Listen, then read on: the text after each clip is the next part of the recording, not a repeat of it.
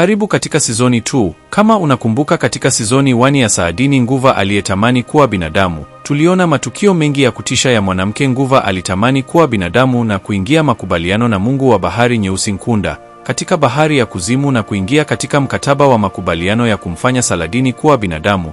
Nkunda alikubali kumpa miguu na kumfanya binadamu, lakini kwa masharti ya kutoa nafsi 100 za binadamu akiwa katika ulimwengu wa wanadamu. Na baadaye Saladini Nguva huyu akazama kimapenzi na Baraka ambaye ni binadamu. Mauaji mengi yalitokea yaliyosababishwa na Saladini. Saladini alifanya kila kitu ili kulinda siri yake, lakini baadaye mambo hayakwenda kama alivyotaka. Tunaendelea na pale tulipoishia Sizoni 1. Je, unajua ni nini kilitokea baadaye?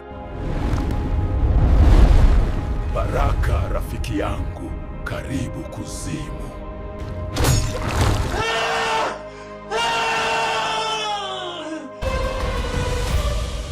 Kibwana chako kinakuja Saladini, na kisubiria nikitafune. Tafadhali nisamehe mkuu.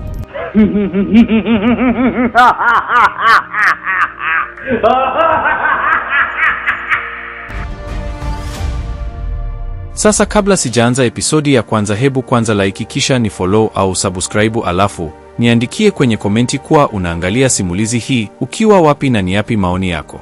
Okay, tuanze. Safari hii mambo yanabadilika kutoka mjini na kurudi kwenye siri nzito za vilindi vya bahari na nguvu za kale ambazo hata Mzee Kombo hakuwa akizijua. Miezi 6 imepita tangu tukio la kutisha la Magomeni. Kijiji cha Mji Mwema kimeanza kusahau, lakini Baraka hajasahau. Mwili wake upo kijijini, lakini akili yake imenaswa kwenye lile ganda la konokono alilolizungumzia Mzee Kombo. Usiku mmoja, kukiwa na mwezi mpevu, Baraka alikuwa amelala akasikia sauti ya ajabu. Haikuwa sauti ya Saladini, bali ilikuwa sauti ya maji yanayochemka ndani ya chumba chake. Alizinduka na kukuta sakafu ya kibanda chake imeloa maji ya chumvi, ingawa milango imefungwa. Alipoangalia kiganja chake cha mkono, pale Mzee Kombo alipomkata kovu ili kuvunja wimbo wa Saladini, aliona kovu lile linawaka rangi ya kijani kibichi. Inaanza. Sauti nzito ilisikika kutoka kona ya giza ya chumba chake. Baraka aliruka na kuchukua panga lake. Nani huyo? Mzee Kombo alitokea kwenye kivuli, akionekana mzee zaidi na mwenye hofu kuliko wakati mwingine wowote. Baraka, kovu lako si jeraha tena, ni dira. Saadini anateseka huko aliko, na kwa sababu ulimpa damu yako, sasa wewe na yeye mmeunganishwa kwa agano ambalo hata kifo hakiwezi kulivunja. Anateseka? Baraka aliuliza, moyo ukimvuta. Nkunda anamfanya nini? Nkunda hamtaki Saladini kama mtumwa tu, Mzee Kombo alieleza huku akitetemeka. Anamtumia kama chambo. Nkunda anataka kufungua lango la giza lililopo chini ya bahari ya Hindi ili majeshi yake yapite na kuimeza nchi kavu. Ili afungue lango hilo, anahitaji tone moja la damu ya binadamu aliyewahi kumpenda Nguva kwa dhati. Tone la damu yako, Baraka. Wakati huo huo, chini kabisa ya bahari, kwenye jumba la kifahari lililojengwa kwa mifupa ya nyangumi na matumbawe meusi, Saladini alikuwa amefungwa kwa minyororo ya dhahabu. Mwili wake ulikuwa umerudi katika umbo la nguva, lakini magamba yake yalikuwa yanapoteza rangi, akionyesha udhaifu. Nkunda alisimama mbele yake akicheka. Kibwana chako kinakuja Saladini, na kisubiria nikitafune. Tafadhali nisamehe mkuu.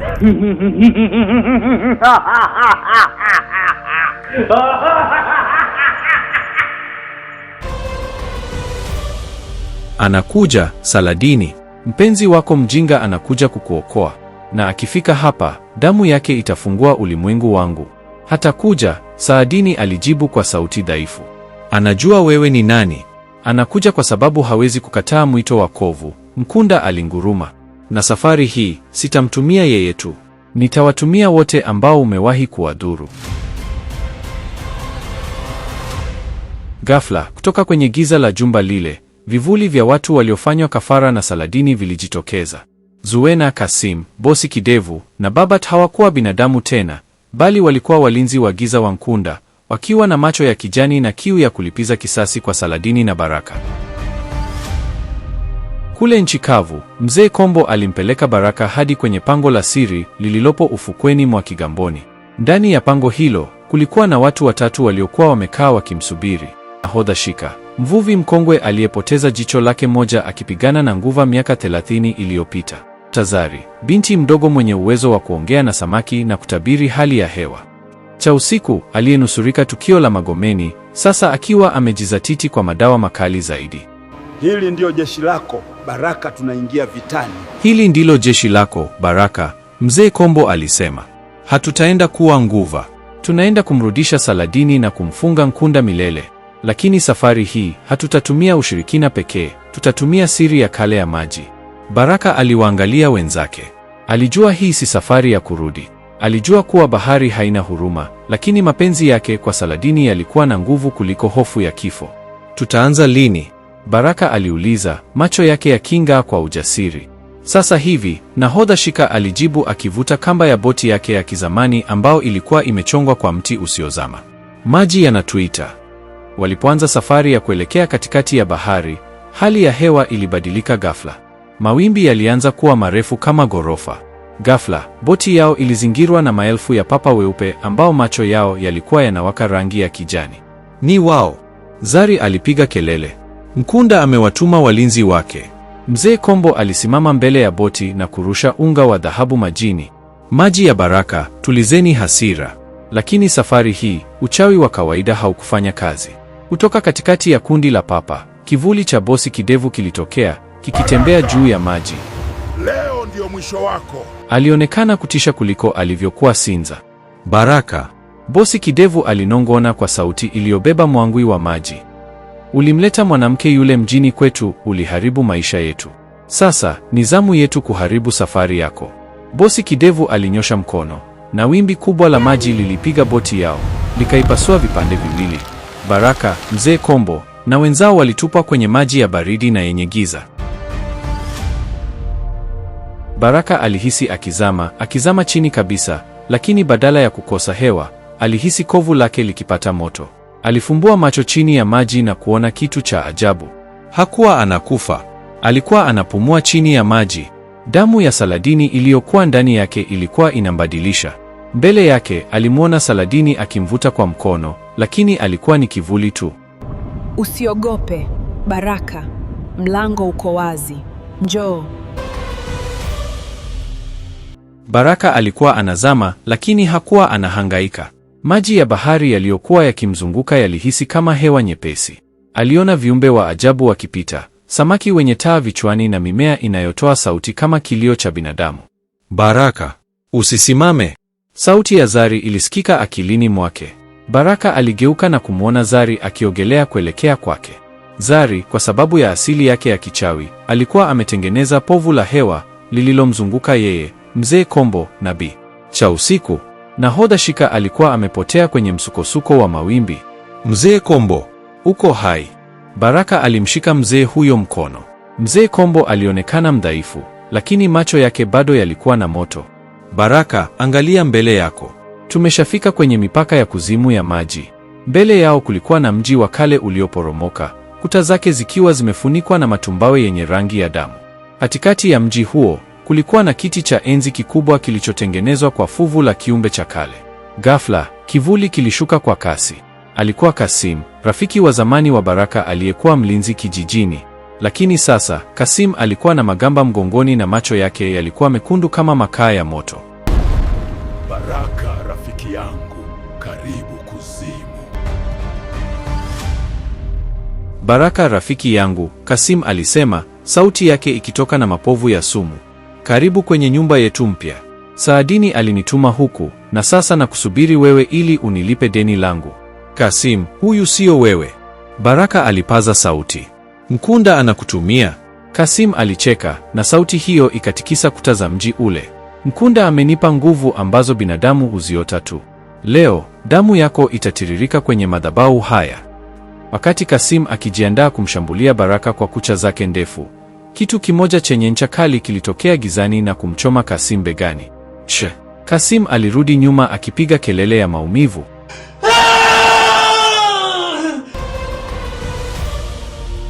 Moshi wa kijani ulitoka kwenye jeraha lake. Mzee mmoja alitokea nyuma ya nguzo ya tumbawe. Alikuwa Nahodha Shika. Hakuwa amezama. Alikuwa ameshikilia mkuki uliotengenezwa kwa mfupa wa jini la bahari. Kijana, usithubutu kugusa nanga ya nchi kavu. Nahodha Shika alinguruma. Mkuki huu umelamba damu ya nguva wengi kabla hata hujazaliwa. Nahodha Shika aligeuka kwa Baraka. Baraka, sikiliza. Kovu lako linaanza kuwaka zaidi kwa sababu Saladini yuko mita chache kutoka hapa. Lakini Nkunda amemweka kwenye gereza la vioo vya maumivu. Kila tone la damu unalotoa hapa, Saladini anahisi maumivu mara 100. Sasa nifanye nini? Baraka aliuliza kwa kukata tamaa. Inabidi utumie sauti ya moyo, Bi. Chausiku aliingilia kati, huku akitoa hirizi ya chuma. Nkunda anatawaa maji, anatawaa viumbe, lakini hawezi kutawala utashi wa binadamu aliye tayari kufa kwa ajili ya anachokipenda. Baraka, lazima umuite Saladini kwa jina lake la asili, jina ambalo hata yeye amelisahau.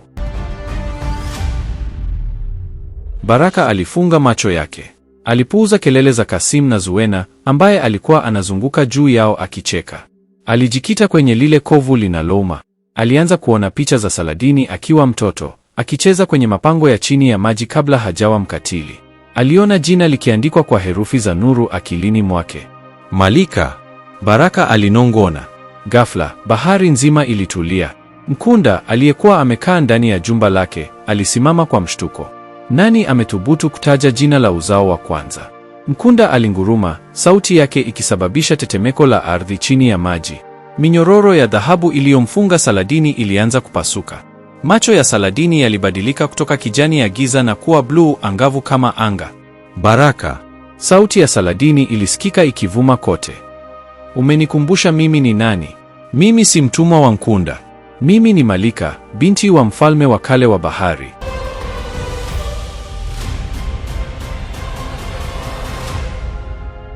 Mlipuko mkubwa wa nuru ulitokea ndani ya jumba la Nkunda.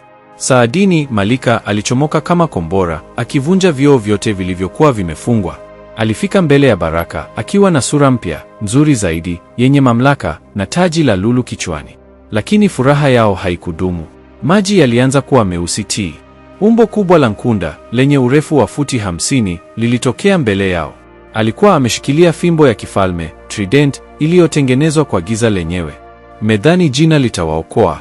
Nkunda alicheka kwa dharau.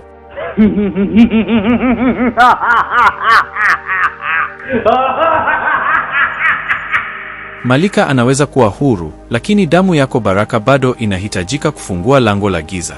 Na ikiwa hutatoa kwa hiari, nitalichukua kwa nguvu kupitia miili ya marafiki zako.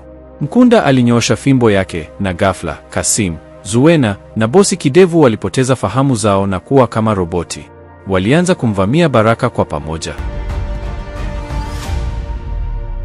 Bahari ilichafuka kwa rangi ya kijani na nyeusi. Kasim na Zuena, wakiwa wamepoteza utambulisho wao, walimrukia Baraka kwa kucha zilizochongoka. Malika, Saladini, alijirusha mbele ya Baraka, akitengeneza ngao ya nuru ya bluu iliyowazuia wale mazimwi. Baraka, kimbia kuelekea kwenye lile lango.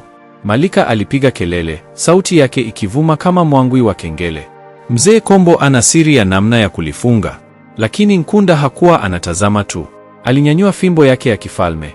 Na ghafla mikono mikubwa ya matope ya baharini ilitoka ardhini na kuwashika miguu Mzee Kombo na Bi Chausiku. Hakuna anayekwenda popote. Nkunda alinguruma. Damu ya mpenzi ni ufunguo, lakini roho ya mzee huyu itakuwa kafara ya kwanza. Fimbo ya Nkunda ilianza kutoa miale ya umeme wa giza kuelekea kwa Mzee Kombo. Kabla miale haijamfikia, Nahodha Shika alijitosa mbele na mkuki wake wa mfupa. Mkuki ule ulifyonza ule umeme, lakini Nahodha Shika alipiga kelele ya maumivu huku mkono wake wa pekee ukianza kuungua. Shika, hapana. Baraka alijaribu kumsogelea, lakini bosi kidevu alimzuia njia. Ulisema mimi ni mla watu, Baraka. Bosi kidevu alicheka kicheko cha kinyama. Sasa nitakula moyo wako ili niweze kupumua tena nchi kavu. Wakati vurugu zikiendelea, Zari alifumba macho na kuanza kuimba wimbo wa kigeni.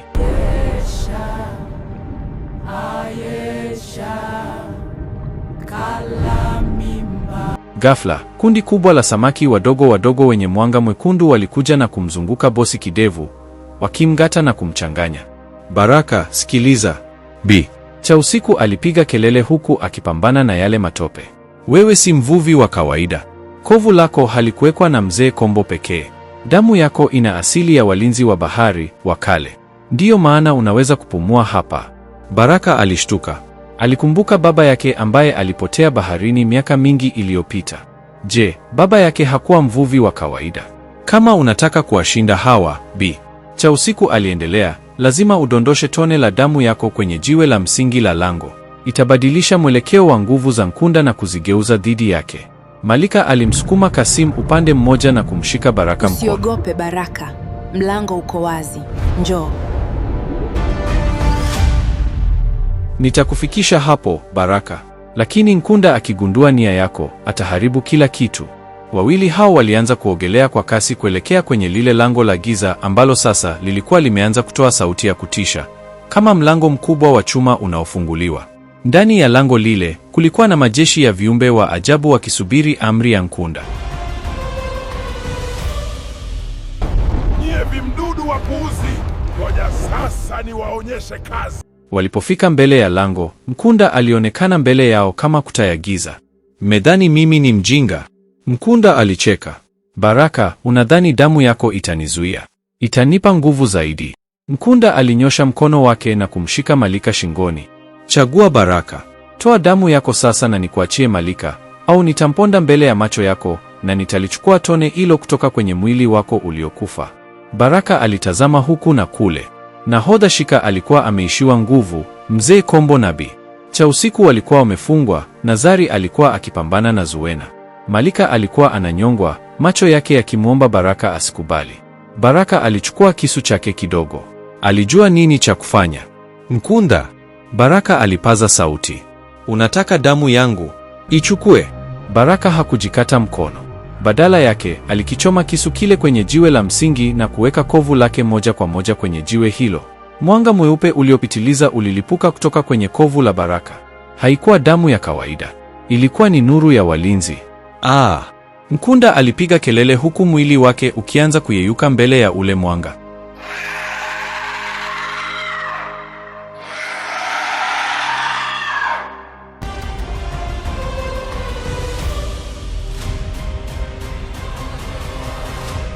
Lango la giza lilianza kujifunga kwa kishindo, likivuta majeshi ya Nkunda kurudi ndani. Lakini kulikuwa na tatizo. Wimbi la mvuto wa lile lango lilikuwa na nguvu sana.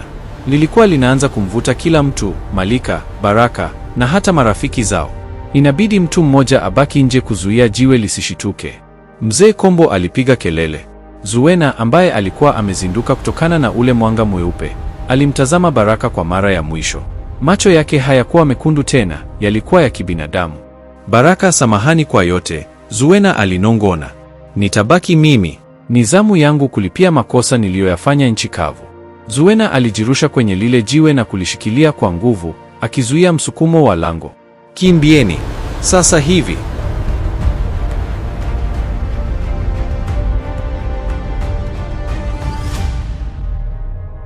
Mlipuko wa nuru kutoka kwenye lile jiwe la msingi ulisababisha msukosuko mkubwa wa maji. Zuwena, akiwa amelikumbatia lile jiwe kwa nguvu zake zote za mwisho, alianza kuyeyuka na kuwa sehemu ya lulu za baharini. Lango la giza lilifunga kwa kishindo cha radi ya chini ya maji, likimzamisha Nkunda ndani ya giza lake mwenyewe. Malika, Baraka, kamateni mikono yetu. Mzee Kombo alipiga kelele huku akivuta pumzi ya mwisho ya kichawi. Malika Saadini, kwa kutumia nguvu zake mpya za kifalme, alitengeneza mkondo wa mwanga, Jetstream. Aliwashika Baraka, Mzee Kombo, Bi Chausiku na Zari, kisha akajirusha juu kwa kasi ambayo haijawahi kuonekana. Walipita kwenye makundi ya samaki na matumbawe kama risasi inayotoka kwenye bunduki. Vuu! Walitokeza juu ya maji, mita chache kutoka ufukwe wa Mji Mwema. Hewa ya nchi kavu ilihisi kuwa tamu na nzito. Baraka alianguka kwenye mchanga wa ufukweni, akikohoa maji ya chumvi huku akitetemeka. Malika alisimama kando yake, sura yake ikiwa imetulia lakini macho yake yakionyesha huzuni kubwa kwa ajili ya Zuwena. Tumefika, Baraka alinong'ona, akitazama kijiji chake. Tumerudi. Lakini Mzee Kombo hakutabasamu. Alikuwa anatazama kiganja cha mkono wa Baraka. Lile kovu ambalo zamani lilikuwa la kijani, sasa lilikuwa limebadilika na kuwa jeusi tii, na mishipa meusi ilikuwa inaanza kusambaa kuelekea mkononi mwake. Haijaisha, Mzee Kombo alisema kwa sauti ya kukata tamaa. Mkunda hajafa, amejihifadhi. Ameacha mbegu ya giza ndani ya damu yako, Baraka. Walipoingia kijijini, hali ilikuwa ya ajabu. Nyumba zilikuwa kimya na moshi wa mapishi haukuonekana. Walipofika katikati ya kijiji, walikuta wanakijiji wote wamesimama kama sanamu, macho yao yakiwa yamefunguliwa lakini hayana uhai. Katikati ya umati huo, alisimama mtu mmoja ambaye Baraka alimtambua mara moja. Alikuwa baba yake Baraka, Mzee Juma, ambaye alidhaniwa amekufa baharini miaka 10 iliyopita. "Baba!" Baraka aliita kwa sauti ya kutetemeka. "Uko hai?" Mzee Juma aligeuka polepole. Sura yake ilikuwa na makovu ya ajabu na alikuwa amevaa mkufu uliotengenezwa kwa meno ya papa. Hakutabasamu. Baraka, umekuja na yule aliyesababisha balaa hapa kijijini. Baba. Baraka, mwanangu, sauti yake ilikuwa kama msasa. Umerudi na yule aliyesababisha kila kitu. Unajua kwa nini nilipotea? Sikutekwa na Nkunda. Nilikuwa namsubiri mlinzi wa kweli azaliwe. Na sasa, kupitia damu yako, Nkunda amepata mwili mpya. Baraka alirudi nyuma kwa mshtuko. Unamaanisha nini? Nkunda hahitaji lango tena. Mzee Juma aliendelea huku akisogea mbele. Anahitaji nafsi ya mlinda bahari ili atawale nchi kavu. Na wewe, Baraka, ndiye uliyemleta hapa ndani ya mwili wako. Ghafla, Baraka alihisi maumivu makali kwenye kovu lake. Alipiga magoti akilia. Malika alijaribu kumkaribia, lakini Mzee Juma alinyosha mkono wake na kumrusha Malika mbali kwa nguvu ya upepo wa ajabu. "Wewe Nguva, muda wako umekwisha." Mzee Juma alinguruma. "Mimi ndiye kuhani wa Nkunda nchi kavu. Na leo tutamkaribisha mfalme wetu kwenye kiti chake kipya, mwili wa mwanangu mwenyewe."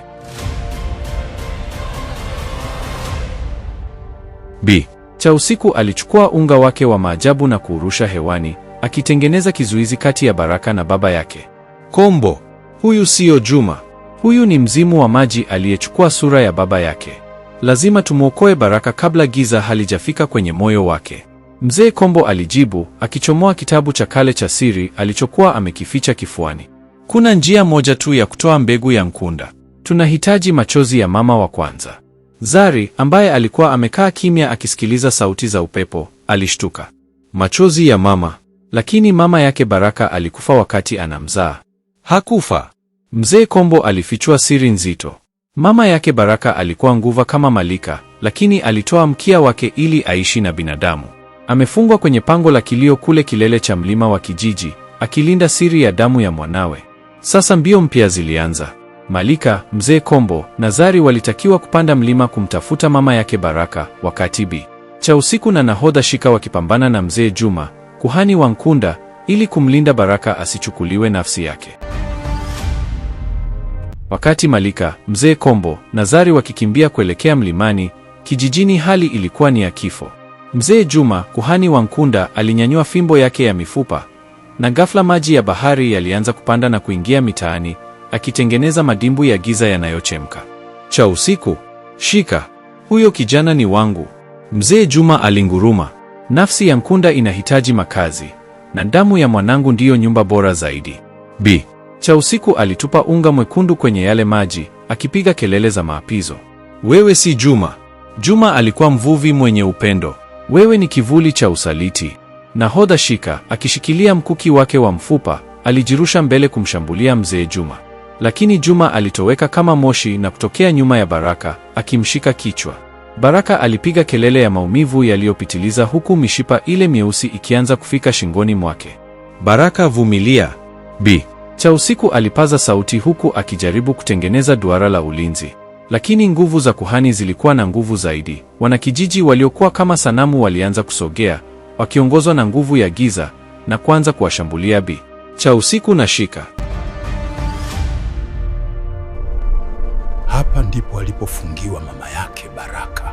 Huko mlimani, Malika na wenzake walifika mbele ya pango lililokuwa limefunikwa na ukungu mzito wa chumvi. Sauti za vilio vya wanawake zilikuwa zikitoka ndani ya pango hilo, zikichanganyikiwa na sauti ya upepo. Hapa ndipo alipofungiwa, Mzee Kombo alisema kwa pumzi ya shida. Anaitwa Subira. Alitoa kila kitu kwa ajili ya mapenzi, na sasa yeye ndiye ufunguo wa mwisho. Waliingia ndani na kumkuta mwanamke mmoja mrembo lakini aliyedhoofika, amefungwa kwa minyororo ya matumbawe kwenye kuta za pango. Nywele zake zilikuwa na rangi ya povu la bahari, na macho yake yalikuwa na rangi ya lulu, macho yale yale ya Baraka. Subira! Mzee Kombo alipiga magoti. Mwanao Baraka yuko hatarini. Mkunda anataka kuutumia mwili wake. Subira alinyanyua kichwa chake polepole. Alipomwona Malika, alishtuka. Wewe ni binti wa mfalme wa kale. Kwa nini upo hapa na mwanangu? Nampenda, Subira, Malika alijibu kwa unyenyekevu. Nilimdhuru, lakini sasa nataka kumwokoa hata kama itanigharimu uhai wangu. Subira alitabasamu kwa uchungu. Mapenzi ya nguva na binadamu daima yanaishia kwenye damu. Ili kutoa mbegu ya Nkunda, sihitaji kutoa machozi ya huzuni tu. Nahitaji machozi ya msamaha. Baraka lazima anisamehe kwa kumwacha. Na mimi lazima nisamehe bahari kwa kuninyang'anya maisha yangu. Ghafla, pango lilitetemeka. Sauti ya Nkunda ilisikika ikivuma kutoka mlimani hadi kijijini. Mimi ndio mwenye mamlaka, na huu mwili ni mali yangu sasa. Muda umeisha. Mwili wa mlinzi sasa ni wangu. Kijijini, Baraka aliacha kupiga kelele. Macho yake yalibadilika na kuwa meusi tii, yasiyo na sehemu nyeupe.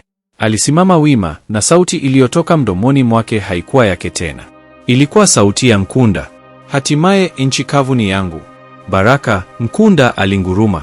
Alinyanyua mkono wake, na wimbi kubwa la bahari lilianza kuja kwa kasi kuelekea kijijini, likiwa na nia ya kufuta kila kitu.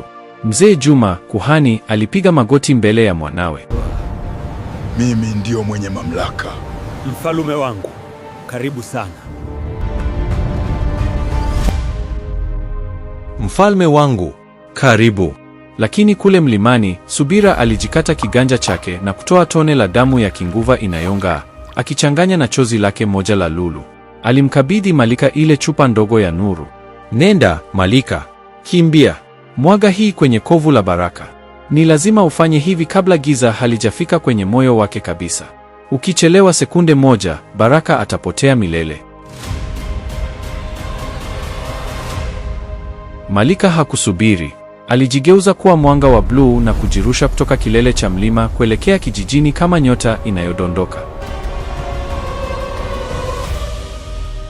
Malika ambaye ni Saadini alishuka kutoka mlimani kama kimondo cha bluu, akipasua anga la usiku. Chupa ndogo yenye machozi ya msamaha ilikuwa imeanganiwa kifuani mwake. Chini yake, aliona wimbi kubwa la tsunami likiwa na urefu wa ghorofa 10 likikaribia kuimeza mji mwema. Baraka, ni mimi. Malika alipiga kelele akitua katikati ya kijiji, akitengeneza kishindo kilichowatupa pembeni wanakijiji waliokuwa wamemzunguka Baraka. Baraka, ambaye sasa alikuwa na macho meusi tii na sauti ya Nkunda, alicheka kwa dharau. Alinyanyua mkono wake, na ghafla maji yale ya tsunami yalisimama ghafla ufukweni, akisubiri amri yake ya mwisho ya kuangamiza. Binti wa kifalme aliyepotea. Nkunda alinguruma kupitia kinywa cha Baraka. Dawa yako ni ndogo sana mbele ya hasira ya bahari iliyoonewa kwa karne nyingi. Mzee Juma, kuhani, alijirusha mbele kumzuia Malika, akitumia fimbo yake ya mifupa kutoa miale ya giza. Utafika kwa mwanangu. Yeye ni chombo cha mfalme sasa. Lakini nahodha Shika, akitumia nguvu zake za mwisho, alimrukia mzee Juma na kumkaba shingo. Nenda Malika. Mimi nitadili na mzee huyu. Malika alitumia kasi ya kinguva na kufika mbele ya Baraka. Alimkamata mkono ule wenye kovu jeusi. Baraka, Nkunda alijaribu kumnyonga Malika, lakini Malika hakujitetea. Badala yake, alimbusu Baraka paji la uso na kumwaga yale machozi ya msamaha moja kwa moja kwenye kovu la Baraka. Moshi mweupe ulianza kufuka kutoka mwilini mwa Baraka. Ndani ya akili ya Baraka, kulikuwa na vita nyingine. Baraka alijikuta kwenye chumba cheupe, mbele yake akiwa amesimama mama yake, Subira. Mwanangu, Subira alinong'ona. Usiache giza likushinde. Nisamehe mimi kwa kukuacha, na msamehe baba yako kwa kupotea. Upendo ndiyo silaha pekee ambao Nkunda hawezi kuigusa. Baraka alilia. Aliona picha za utoto wake. Aliona jinsi Saladini alivyompenda licha ya kuwa kiumbe wa baharini. Nisamehe mwanangu, na pia msamehe baba yako. Nimekusamehe mama yangu.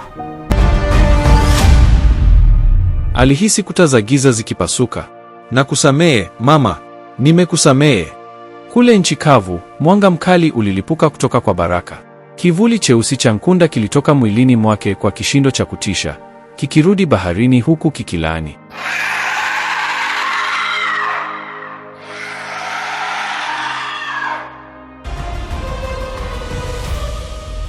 Wimbi la tsunami lilikosa nguvu na kuporomoka ufukweni kama maji ya kawaida, likisababisha mafuriko madogo lakini si maafa. Baraka alianguka mikononi mwa Malika, macho yake yakirudi kuwa ya kibinadamu. Lakini mzee Juma alipoona Nkunda ameshindwa, alipiga kelele ya kukata tamaa. Mwili wake ulianza kugeuka kuwa mchanga wa bahari. Hii siyo mwisho. Nkunda amekwenda kuliamsha dudu la kale, The Kraken, kule vilindi vya kaskazini. Hamtakuwa na mahali pa kujificha. Mzee Juma alipotea kabisa, akiacha fimbo yake ya mifupa chini. Kijiji kilikuwa kimepona, lakini kila mmoja alijua kuwa vita vimehama kutoka Mji Mwema na kuelekea sehemu nyingine. Siku 3 baadaye, kijiji kilianza kujengwa upya. Lakini Baraka na Malika walikuwa wamesimama ufukweni, wakitazama upande wa kaskazini ambapo mawingu meusi yalikuwa yanatanda. Inabidi tuwai mapema kabla Nkunda hajarudi kuangamiza kijiji. Ndiyo Baraka.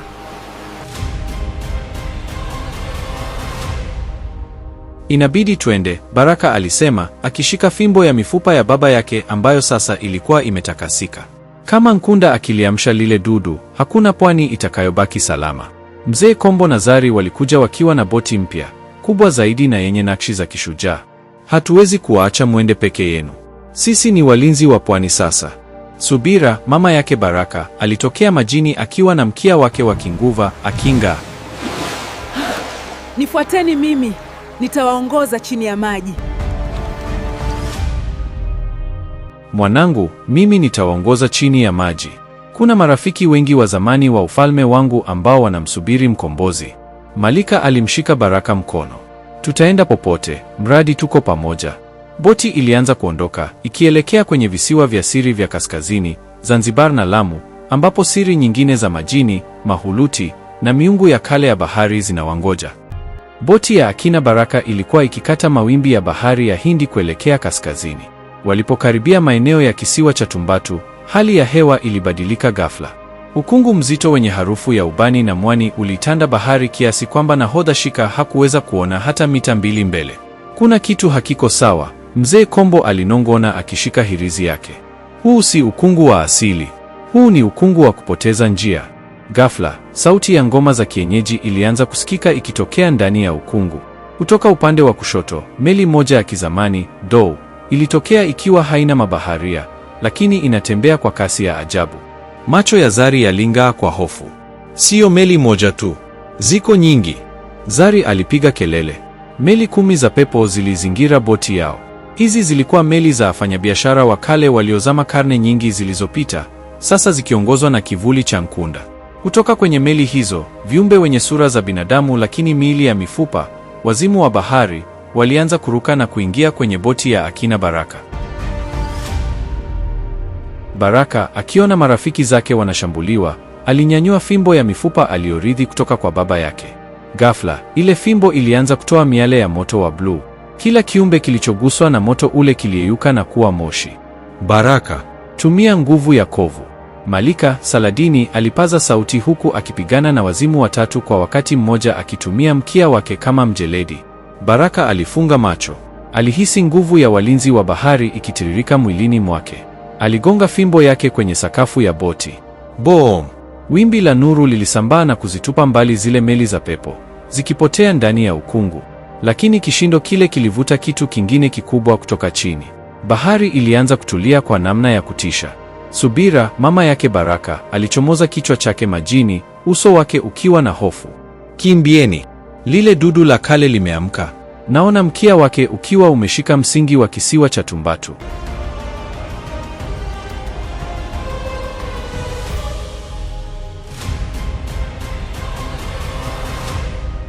Walifanikiwa kutua ufukweni mwa kisiwa cha Tumbatu usiku wa manane. Kijiji kilikuwa kimya, lakini nyumba zote zilikuwa zimepakwa chaki nyekundu milangoni, alama ya ulinzi dhidi ya majini.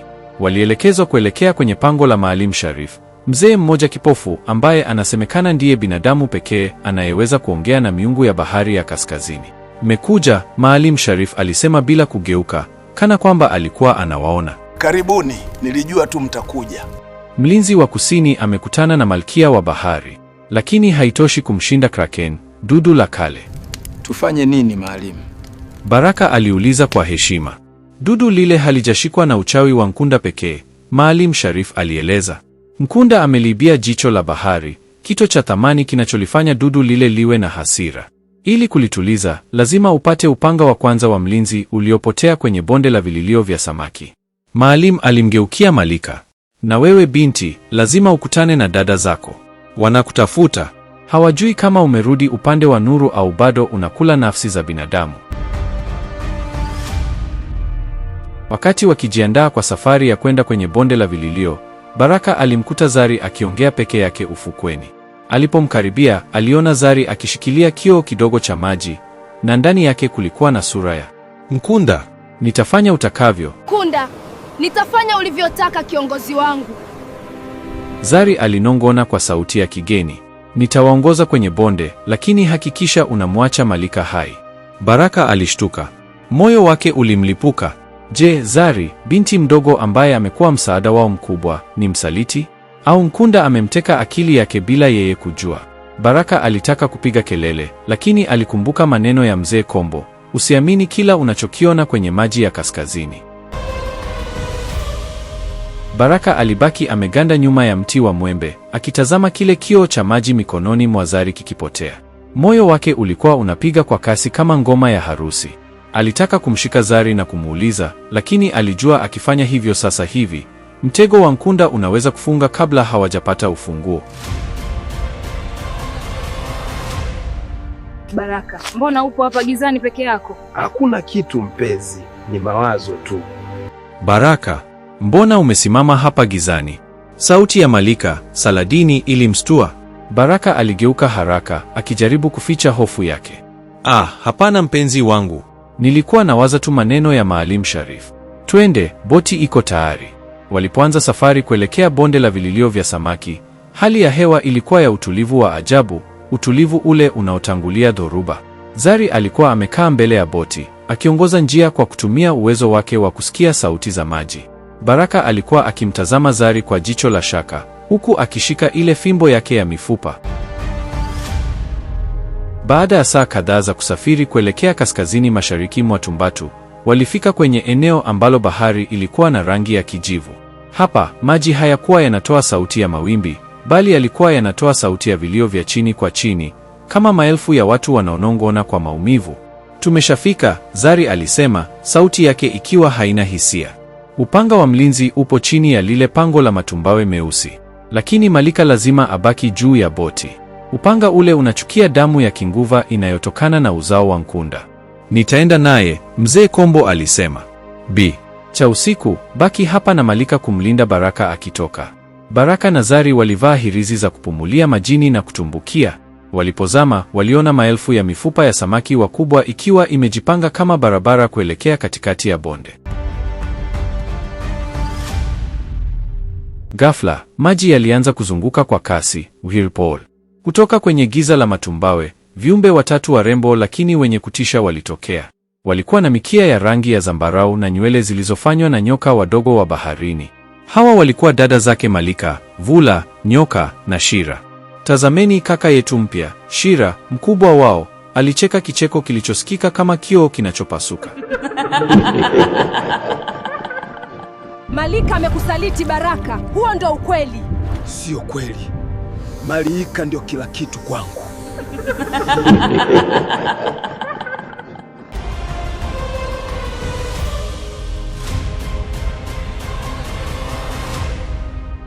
Malika amekusaliti, binadamu. Amekutuma huku ili uwawe na sisi, kisha yeye achukue nafasi ya malkia nchi kavu. Uongo. Baraka alipiga kelele akijaribu kuitumia fimbo yake. Malika amenibadilisha, na mimi nimembadilisha yeye. Maskini Baraka, Nyoka alinong'ona akisogea karibu. Hujiulizi kwa nini huyu binti mdogo, Zari, amekuleta hapa kwa urahisi hivi? Zari siyo binadamu unayedhani. Yeye ni mdoli wa udongo uliotengenezwa na Nkunda kwa kutumia damu ya dada yetu. Baraka alimtazama Zari. Zari alianza kucheka. Na ghafla mwili wake ukaanza kuyeyuka na kuwa udongo mwekundu uliokuwa unachafua maji. Baraka alijikuta peke yake katikati ya dada wa giza. Zari alikuwa mtego tangu mwanzo. Sasa, kabla hatujala moyo wako, Vula alisema, jaribu kuchomoa huo upanga uliopo mbele yako. Tumejaribu kwa karne nyingi, tumeshindwa. Kama kweli wewe ni mlinzi, uchomoe. Kama siyo, utageuka kuwa jiwe hapa hapa. Mbele ya Baraka kulikuwa na upanga mmoja mrefu uliokuwa umechomekwa kwenye fuvu la joka la kale la baharini. Upanga ulikuwa unatoa nuru ya dhahabu inayopambana na giza la bonde lile. Baraka alikumbuka maneno ya mama yake, upendo ni silaha pekee ambao Nkunda hawezi kuigusa. Alishika mpini wa upanga. Ghafla, picha za Saladini, Malika zilianza kumjia, wakati wa kwanza walipokutana kule Mji Mwema na jinsi walivyopambana magomeni. Alihisi upendo wake kwa Malika ukiwaka kuliko hofu ya kifo. Kra! Upanga ulitoka kwa kishindo kikubwa, ukitoa mwanga uliowapofusha wale dada wa giza.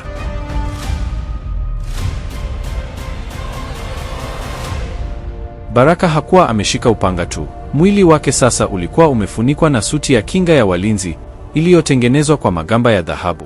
Lakini kule juu ya boti, Malika alikuwa kwenye hatari kubwa. Cha usiku alikuwa amelala chini amepoteza fahamu. Na Malika alikuwa amezungukwa na jeshi la Nkunda lililokuwa limetokea ghafla kwenye maji. Baraka, akiwa amevaa suti ya dhahabu ya walinzi, aligeuka kuwatazama wale dada wa giza. Wale dada walirudi nyuma kwa hofu. Nuru ya upanga wa mlinzi ilikuwa inawaunguza magamba yao. Baraka, usitue, Shira alilia. Sisi pia ni mateka wa Nkunda. Alitugeuza kuwa mazimwi baada ya kumuua baba yetu, mfalme wa kale. Baraka alishusha upanga wake. Sikuja hapa kumwaga damu isiyo na hatia. Kama mnataka uhuru, unganeni na mimi. Kwa mara ya kwanza katika karne nyingi, dada wa giza walikumbuka asili yao ya kifalme. Walinyosha mikono yao na kwa pamoja na Baraka, waliruka kuelekea juu ya maji kama mishale ya nuru. Pale juu ya boti, Malika, Saladini alikuwa ameishiwa nguvu. Mkono wa Nkunda uliotengenezwa kwa giza ulikuwa unamkaba koo. Cha usiku na Mzee Kombo walikuwa wamefungwa na majini wa Nkunda. Mwisho wako umefika, Malika. Nkunda alinguruma. Baada ya kukua, nitameza kisiwa hiki na kuanza utawala wangu wa milele. Ghafla, bahari ilipasuka. Baraka alitokeza akiwa anapaa juu ya maji kwa kutumia mabawa ya nuru yaliyotoka kwenye suti yake. Alirusha upanga wa mlinzi kuelekea kwa Nkunda. Shwii! Upanga ulipita katikati ya kifua cha Nkunda. Nkunda alipiga kelele ya kutisha iliyosikika hadi mikoa ya jirani.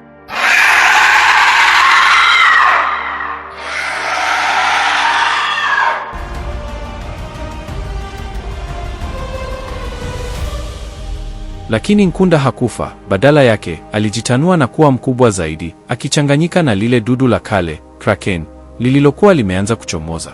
Sasa, adui hakuwa Mungu tu, bali alikuwa ni mlima wa nyama, giza, na mikono mirefu, iliyokuwa na uwezo wa kuiponda meli yoyote. Baraka, Malika! Mzee Kombo alipiga kelele baada ya kufunguliwa na dada wa giza. Kraken haiwezi kuuawa kwa upanga pekee. Inabidi muingie ndani ya moyo wake na kuvunja kito cha giza. Lakini kufanya hivyo, ni lazima nafsi mbili ziungane kuwa moja.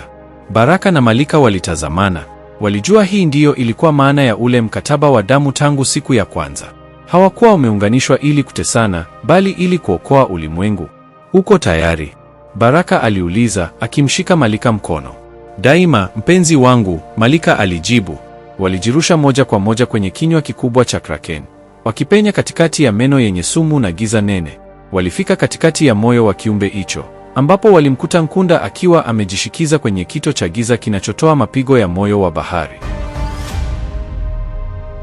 Nkunda alijaribu kuwashambulia kwa mara ya mwisho, lakini Baraka na Malika walikumbatiana. Upendo wao ulitengeneza ngao ambayo giza halikuweza kuipenya. Baraka alichomeka upanga wa mlinzi kwenye kito cha giza, huku Malika akimwaga tone la mwisho la damu yake ya kifalme juu ya upanga ule. Mlipuko mkubwa wa nuru ya rangi ya zambarau na dhahabu ulitokea.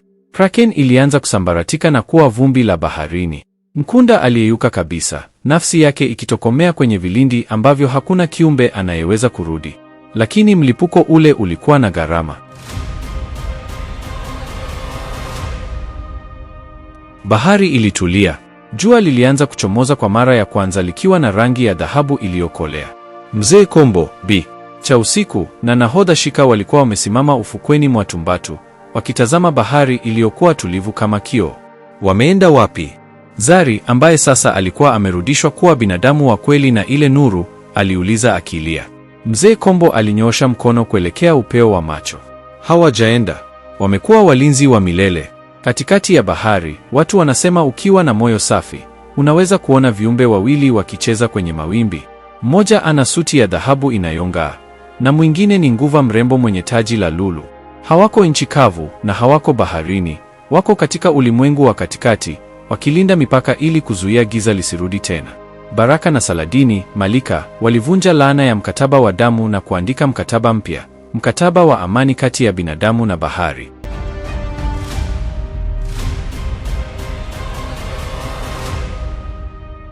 Mpaka kufikia hapa ndio mwisho wa simulizi hii ya Saladini, nguva aliyetamani kuwa binadamu.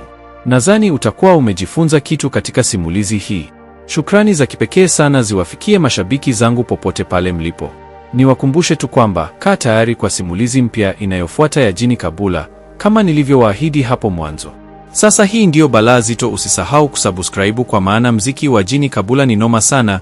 Mtunzi na mtayarishaji wa simulizi hii ni King Rhino MC Seba. Na hii ni King Swahili Recap. Weka maoni yako kwenye comment hapo chini uniambie kuwa umeionaje story. Na je, Jini Kabula nianze kuwaletea lini? Tukutane tena katika wakati mwingine na asante sana kwa kuangalia.